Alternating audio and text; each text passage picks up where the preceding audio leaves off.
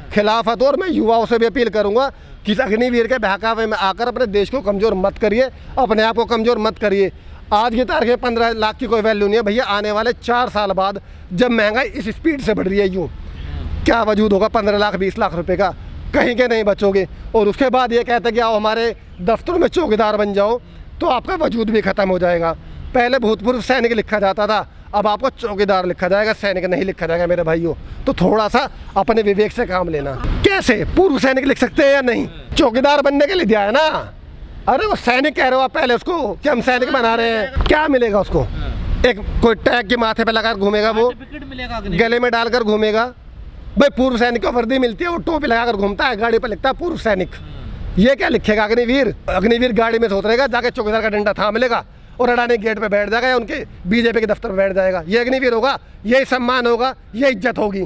तो भैया अगर सैनिक को ये चौकीदार की इज्जत बना रहे हैं ना, तो माफ़ करो, बकस दो भैया। योगी मोदी जी हाथ जोड़ रहे हैं और अमित शाह जी इसीलिए कराना। पैसे लगा चुके थे, माँ बाप की उम्मीद थी, बेचारा सेना में जाएगा।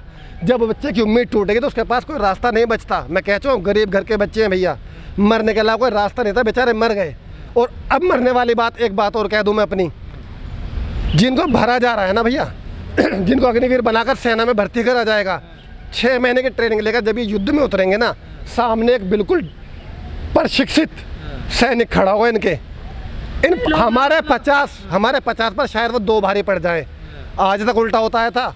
2 परमवीर चक्र विजेता हैं देश के अंदर, जीवित हैं, जो जीवित हैं, दोनों के बयान ये आए हैं कि हमारा ये नौजवान उस प्रशिक्षित सैनिक के सामने टिक नहीं पाएगा। सिर्फ बलि दी जा रही है इन बच्चों की, नौजवानों की, इन्हें सम्मान नहीं दिया जा रहा है।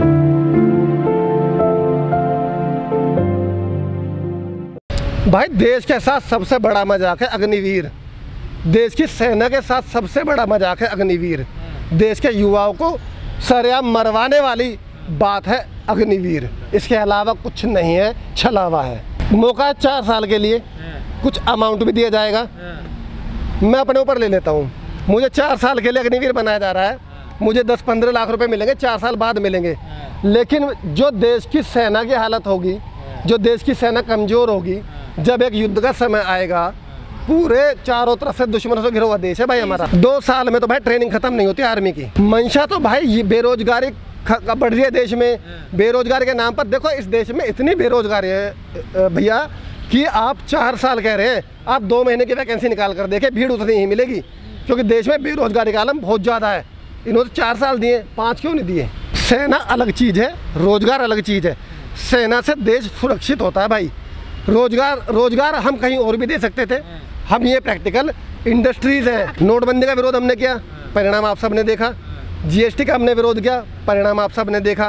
प्राइवेटाइजेशन का हमने विरोध किया, परिणाम आप सब के सामने है। अब इसका विरोध कर रहे हैं, परिणाम अब भी आप सभी के सामने ही होंगे और बहुत भयंकर परिणाम होंगे भाई। सेना खत्म हो जाएगी। अब ये प्रतिवर्ष 12-12.5 हज़ार, शायद अधिकारी को तो मुझसे ज़्यादा नॉलेज होगी, लेकिन जो मैं बताता हूँ मुझे अधिकारी से उसका जवाब भी चाहिए। हर साल थल सेना की अगर मैं बात करूँ, लगभग 50,000 रिटायर होते हैं। भर्ती करेंगे 12.5 हज़ार। ये गैप जो आएगा, इस गैप को आप हर साल के हिसाब से ले चलिए। 10 साल में कितनी शॉर्टेज हो जाएगी सेना की, उसका क्या करेंगे? ये 50,000 तो भाई रिटायर होते थे हर साल। थल सेना की बात कर रहा हूँ, और 12.5 हज़ार की नियुक्ति होगी। अग्निवीरों की बात कर रहा हूँ, अग्निपथ के तहत 12.5 हज़ार भरे जाएंगे। ये जो गैप बचा, बहुत बड़ा गैप, मैं कहता हूँ 25,000 भरे जाएंगे, 30 भरे जाएंगे, 20,000 का गैप बचा। 20,000 का गैप अगर हम हर साल करते हैं तो 10 साल में 2 लाख सैनिक कम हो गए भाई। बॉर्डर पर से 2 लाख सैनिक घट जाएंगे तो देश की सेना कमज़ोर होगी। देश कमज़ोर होगा या नहीं होगा? सरकार को पता है, सरकार पास देने के लिए रोजगार के नाम पे कुछ नहीं है। संस्थाएं बिक चुकी है प्राइवेटों के हाथ में सारी, वो और भी छटनी करे जा रहे हैं उसके अंदर से। तो पब्लिक को गुमराह करने के लिए, बेरोजगार युवक को बहकावा देने के लिए टारगेट ये है। सेना के नाम पर 4 साल के लिए शांत हो जाएंगे लोग। 4 साल के बाद उनको एक बहकावे के तौर पर जब वो घर आएंगे ना पैसा लेकर, भाई 11-12-15 लाख में कौन सा बिजनेस कर लेंगे मुझे बताना मोदी जी। मैं बैठा हूँ, शादी भी नहीं हो सकती 11-12 लाख। वही मैं कहना चाह रहा हूँ। जो 15 लाख का बहकावा दिया जा रहा है बच्चों को, और 15 लाख की बात है, इन्होंने पहले 15 लाख खाते में भेज दिए, इकोनॉमी भी बढ़ा दी, किसानों की आय भी दोगुनी कर दी। अब इनके खाते में 15-15-20 लाख आ रहे हैं। समझ लेती है क्या सरकार फैसले? सोच कर तो लेते तो फिर दिक्कत क्या थी? सोचने वाला इंसान कुछ बोलता है तो उसको तो गलत बता देते हैं, पप्पू साबित कर देते हैं कि नहीं जी हम देखो शूरवीर है, 56 इंची है। जनता प्यार कर रही है क्योंकि टेलीविजन और मोबाइल सुबह आँख खुलने से पहले हमारे घर में इनका कार्यकर्ता बढ़ चुका होता है। अच्छा। वो दिखा रहा होता है कि देखो एक ये इंसान है जो सब कुछ कर सकता है, बाकी सब बेकार है। मीडिया की भूमिका है ये सब। टोटल मीडिया गेम है भाई। आप मोबाइल खोलिए, कोई भी साइट खोलिए, भाजपा पे हमारे मोदी जी 56 इंच की छाती लेकर खड़े रहते हैं। लेकिन ये बच्चा है क्या आते हैं, आज एक अखबार में पढ़ रहा था, उत्तराखंड की ज़मीन भी घेरने वाले हैं, वहाँ पर बॉर्डर पर गाँव बसा रहे हैं, उत्तराखंड के बॉर्डर पर। तो ये सच्चाई है हमारे देश की। तो मीडिया का रोल इतना बड़ा है, वो भाई किसको शेर बनाकर दिखा रहे हो अभी जनता को पता नहीं लग रहा है। वापस तो इन्होंने लेने के लिए कानून बनाया क्या था, ये अभी हाल फिलहाल में किसानों के कानून पर अड़े थे, फिर वापस ले लिए। अगर देश का युवा जाग जाए तो वापस तो नहीं लेने पड़ जाएंगे। लेकिन मैंने कहा बेरोजगारी का वो आलम है भैया, 4 साल छोड़िए, 6 महीने के लिए वैकेंसी निकाल दीजिए, भीड़ उतनी ही मिलेगी। रोजगार का आकलन तो बताएं मुझे, बेरोजगारी में सबसे ऊपर है हमारा देश। पिछले 50 साल में आज तक ये आंकड़े नहीं छू पाए जो हमने आज छू लिए। काय का रोजगार दे रहे हैं। अब ये रोजगार के नाम पर मैंने वही तो बताया, जब कुछ नहीं बचा तो बहकावा है एक अग्निवीर। बहकावे में आ जाइए, आइए 4 साल के लिए।